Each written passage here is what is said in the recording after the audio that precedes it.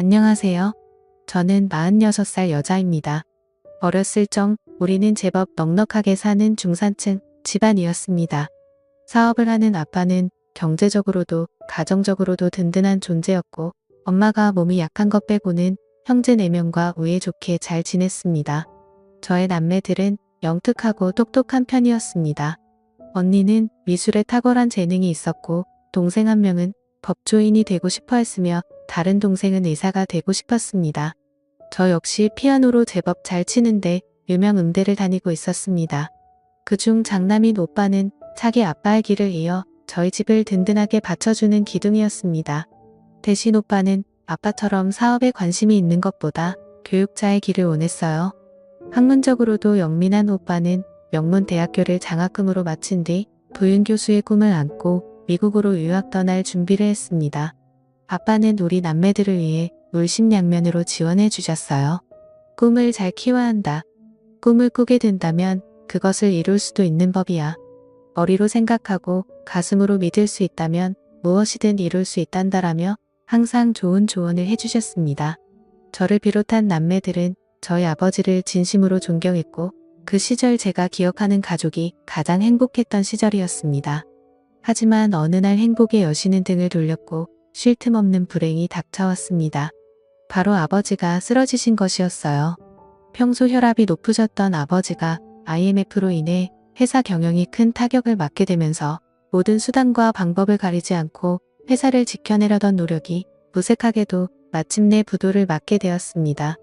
이에 경영자로서 책임을 못 다한 채 아버지는 병원에 입원하신 지 얼마 되지 않아 충격으로 눈을 감으셨고, 엄마와 저희 남매들은 아빠라는 기둥을 잃은 상처로 몇 날 며칠을 슬픔으로 지내야만 했습니다.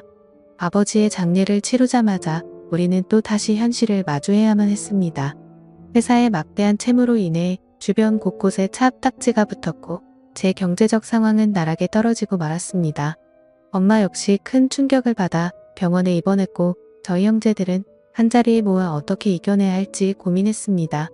당시 오빠는 연락을 받고 공부 중인 미국에서 돌아온 상황이었고, 언니와 저는 대학생, 동생들은 중학생과 고등학생이었습니다. 오빠는 하던 공부를 그만두고 한국으로 돌아오기로 했고, 오빠를 비롯한 언니와 저는 돈을 벌어 어떻게든 집안을 끌어나가는 쪽으로 결론을 내렸어요. 아빠가 남긴 빚과 엄마의 병원비, 동생들의 교육비까지 생각하면 일단 닥치는 대로 돈을 벌어야 했습니다. 언니는 4학년 마지막 학기에 졸업 작품 전시만 남겨놓고 휴학을 했고, 저는 2학년 재학 중 휴학했습니다. 저는 피아노 전공이라 주로 연주 아르바이트를 많이 했는데, 휴학을 하고 본격적인 돈벌이에 뛰어들면서 한 친구가 상황의 소식을 듣고 제게 정보를 하나 주더군요. 사실은 강남 쪽에 밤에 연주하면서 손님을 많이 모으는 바가 있는데, 소문을 듣자니 그쪽에 돈을 그렇게 많이 주는데 하는 애들은 그것만 한다고 너도 한번 가보는 게 어때? 라고 했습니다. 전 처음에는 기막힌 나머지 친구를 다그쳤어요. 너 무슨 말이 그래? 우리 집 이렇게 되니까 내가 우스워 보여? 밤에 연주하면서 손님들 맞는 일을 하면 딱 봐도 그렇고 그런 일이잖아. 너 친구도 아니야 라고 불같이 화를 냈지만, 사방에 돈 들어가리 천지였던 저는 오랜 고민 끝에 결국 은눈 감고 바를 찾아가고야 말았습니다. 그때 그 바를 찾아갔던 게 제 인생을 송두리째 바꿔버릴 줄은 생각도 못했네요. 나이든 사장과 화장을 짓게 한 실장이라는 여자가 저보고 면접을 보더군요. 학교가 괜찮으니 연주 솜씨는 굳이 안 봐도 되겠고, 얼굴이랑 몸매도 뭐 그 정도면 준수하고 우리 단골 손님들이 좋아하겠네요. 우리 반은 다른 곳이랑 다르게 수준 높고 점잖은 분들만 오셔서 크게 문제될 건 없을 거예요. 손님들 관리만 신경 쓰면 팁도 두둑하게 챙겨받아 꽤 짭짤하게 벌어 갈 테니까 열심히 잘해봐라고 얘기를 하니 벌써부터 심장이 두근두근거리더군요. 저는 가족한테는 연습을 핑계로 당분간 학교 근처 친구네에서 지내다가 그날 밤부터 바로 바 근무에 돌입하기로 했습니다. 실제로 저와 같이 일하는 아가씨들은 저와 같이 음대생들이었고, 전공도 가지각색이었어요. 바이올린, 피아노, 블루, 트럼펫, 튜바 등등 악기 편성 또한 다양했습니다. 주로 클래식이나 재즈를 연주했고, 손님들의 호응에 따라 지목받 으면 곁으로 가서 맞춰주었습니다. 바에서 말한 대로 점잖은 고객들이 대다수 많이 오긴 했지만, 간혹 멍멍이 같은 손님들도 들리고는 해서 그야말로 손님복은 복불복이었습니다. 주로 옆에서 잔을 채워주고 말도 묻어주는 일을 했지만 간혹 분위기 취해선을 넘는 위험한 제안도 많이 받기도 했어요. 그런 손님들 간상히 떼버리고 제가 벌었던 수입은 낮에 뼈 빠지게 번 수익과는 비교도 되지 않을 만큼 많았습니다. 저는 기쁜 마음에 동생에게 용돈을 팍팍 줬고 엄마의 밀린 병원비도 납부했어요. 언니 오빠는 제게 어디서 돈이 나서 그렇게 많이 쓰냐고 하는데 사실대로 말할 수 없었던 저는 어용부용 넘어갔습니다. 그러던 어느 날 바에서 피아노 연주를 하고 있던 저는 누군가의 지목을 받게 되었습니다. 악보를 두고 익숙하게 손님의 옆으로 갔는데 근데요 아저씨가 여긴 어떻게 오셨어요? 저를 지목한 손님은 다름 아닌 제가 아는 아버지의 친구분이셨습니다. 아빠에게 어릴 적 고향 친구이자 사업 파트너였던 아저씨, 저의 남매들 어릴 때부터 하나 같이 잘 챙겨주셨던 바로 그분이셨습니다. 반가운 마음에 인사를 하자 아버지 친구분은 웃으시더군요. 원래 내가 여기 단골이었는데 요새 일이 바빠 잠시 못 들렸거든.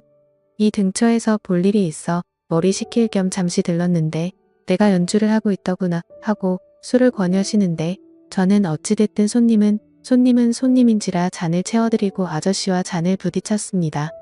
아버지 친구분이랑 일하고 자니 사실 자리가 불편하긴 했지만 당시에는 어찌됐든 반가운 마음이 커서 서로의 근황을 주고받기 바빴습니다. 참 아저씨 아들인 오빠는 잘 지내죠? 결혼했다는 소식 들었어요. 제 첫사랑이 사실 오빠였는데 아저씨랑 오빠랑 집에 놀러오면 언니랑 저랑 맨날 오빠 차지하려고 했잖아요.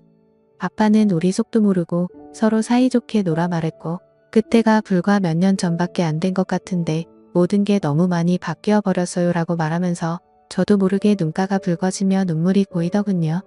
아저씨는 제게 손수건을 내밀며 눈물을 닦아주고 안아주었습니다. 다 잊고 이제 새로 시작해야지. 지나간 과거를 붙들고 살아봤자 뭐하겠니 앞으로 현실에 맞춰 살아야지. 앞으로 종종 너를 보기 위해 와야겠구나 하시며 제게 수표 몇 장을 꺼내 쥐어주셨습니다. 아저씨의 마음이 따뜻해 저와 얼마나 고맙던지요. 그때까지만 해도 전 아저씨가 무슨 마음으로 다가오는 건지 알 수 없었습니다. 아저씨와 저는 그 이후로 봐서 항상 만남을 가졌습니다. 처음에는 아빠 친구로서 제게 삶의 희망적인 조언도 주시고 좋은 말씀도 많이 해주셨습니다. 엄마 약값이나 하라고 따로 돈을 보태주기로 했어요. 그때마다 얼마나 감사하고 눈물 나던지요. 아빠가 좋은 친구를 두신 덕분에 우리가 힘이 되는구나 싶어 항상 고마움을 갖고 살았습니다. 그런데 점차 시간이 갈수록 집안 일부터 개인적인 일까지 대화를 시작하다가 시간이 갈수록 점차 원치 않는 말들까지 듣게 되어 당황스러웠습니다. 술에 취한 것도 아닌데 갑자기 이런 말을 하더군요. 부인이랑 정내미가 떨어진 지 오래야. 몇 번이나 아들 생각해서 계속 붙잡아 살아줬는데 영 재미가 없어.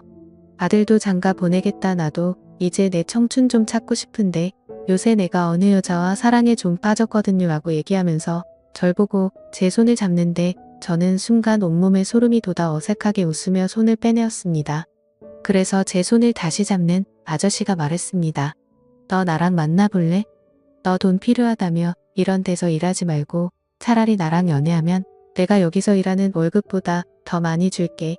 여기저기 남자들과 얽힌 것보다 차라리 나랑만 있는 게 깨끗하지. 네 아버지 우정 생각해서 좀 나이 먹으면 나중에 내가 너 시집도 보내줄게라고 하며 얘기했고 저는 도저히 못 참겠다 싶어 그 사람 얼굴에 잔을 부어버리고 자리를 박차고 나왔습니다.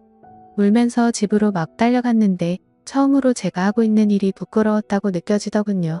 돈을 벌기 위해서라면 무슨 짓이든 하려 했는데 저로 인해 결국 아버지의 명예까지 더럽히게 된 것 같아 죄스러웠습니다.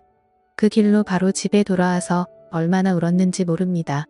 언니와 동생들이 간만에 만난 제 태도가 당황스러웠는지 방문을 두드리며 걱정했지만 어떠한 말도 할 수 없었던 저는 분에 사무쳐서 울기만 했네요. 저는 충격이 심해 발을 그만두었고 다시 평범한 일자리를 구했지만 쉽게 돈 버는 맛을 봐버린지라 성에 차지 않았습니다.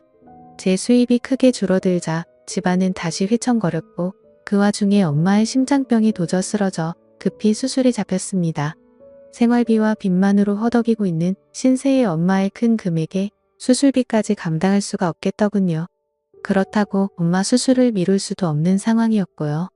저는 결국 국리 끝에 아저씨한테 연락을 했고 아저씨는 우습게도 제 전화 한 통에 병원으로 달려와 엄마 수술비로 큰 돈을 서슴지 않고 내놓았습니다.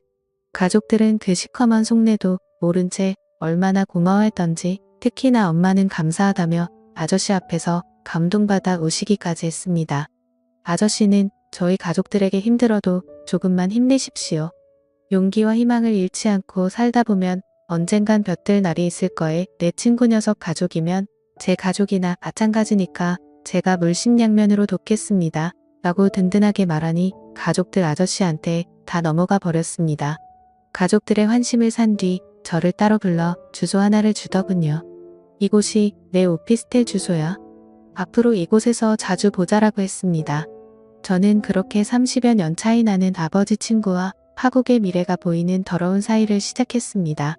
대가로 저는 그토록 필요했던 돈을 얻었고요. 아저씨가 저를 어찌나 마음에 들어있는지 말만 잘하면 원하는 금액을 쉽게 나오더군요. 저로 인해 조금씩 집안 환경은 나아지기 시작했습니다. 언니 마지막 학기도 잘 마쳤고 동생들 학원도 좋은 데로 옮겨 원하는 대학 진학을 위해 뒷바라지를 아낌없이 해줬어요. 집도 조금 나은 환경으로 이사하게 해줬습니다. 형제들은 제가 큰 돈을 벌어오자 처음에는 그 돈 어떻게 벌었냐고 캐묻고 의심했지만 점차 자신에게 돌아오는 혜택이 많아지니 입을 다물었습니다. 제가 돈을 내놓지 않으면 살 수가 없으니 뭔가 찝찝한 일을 한단 뭐라 할 재간이 없어 아예 입을 닫은 것입니다. 처음엔 곤란하지 않아 다행이다 싶었지만 한편으론 형제들이 무서워지더군요.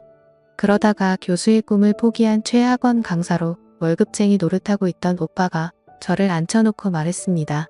나 사실은 미국에 있는 교수님께 연락이 왔어.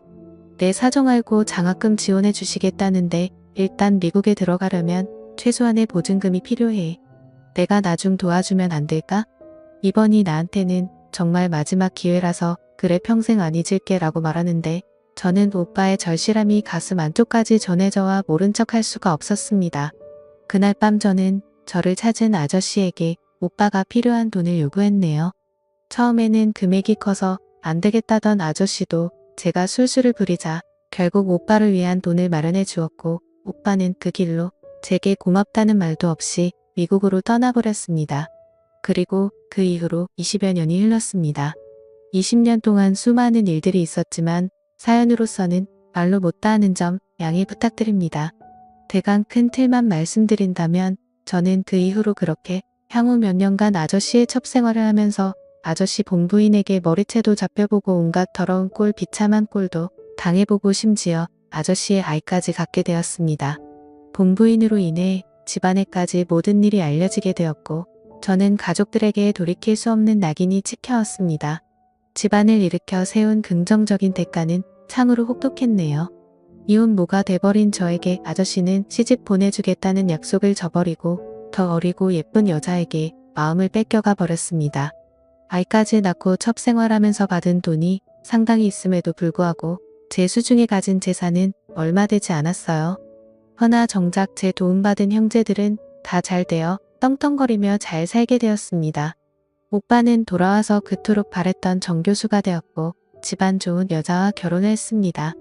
모든 형제들이 오빠의 결혼을 축하했지만 저는 초대받지 못했습니다. 해냐 제가 알까봐 다들 쉬쉬했고 그건 다른 형제들의 일도 마찬가지였어요. 언니는 미대를 졸업해서 외국 사람과 결혼하고 한국을 떠났고 동생 한 명은 5급 행시에 합격해 공무원이 되었으며 다른 한 명은 의사가 되었습니다.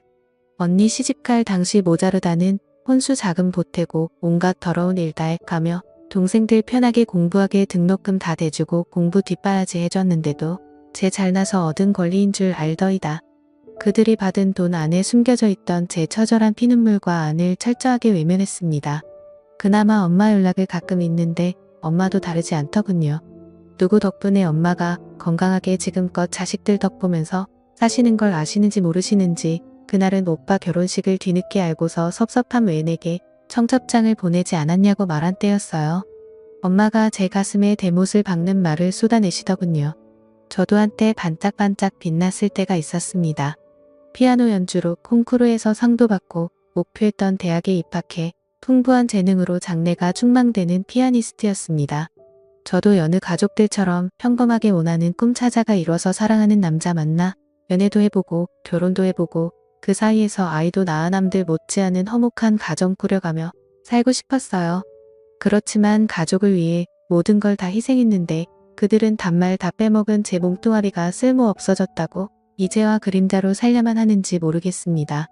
창피하고 부끄러워하고 수치스러워하는 존재 크게 제 이름이 되어버린 지금의 현실을 제가 어떻게 이겨나가야 할지 모르겠네요. 게다가 제일 마음 아픈 건 지금은 저와 같이 살고 있지 않는 내 아들 대가로 그 아이를 얻은 건 엄마로서 행복이자 존재로서 불행이었습니다. 만약 제게 젊은 시절이 다시 온다면, 아름다운 신의 선물 같은 싱그러운 날이 온다면 전 절대 저를 위해서만 살아갈 것입니다. 가족들이 잘 살게 된 것은 매우 기쁘고 좋은 일이지만 만일 가족들을 위해 인생을 낭비하지 않았다면 아마 부모 형제하고 등지지 않고 지금처럼 씁쓸한 결과를 맞이하지 않았을 거라 생각이 듭니다. 감사합니다.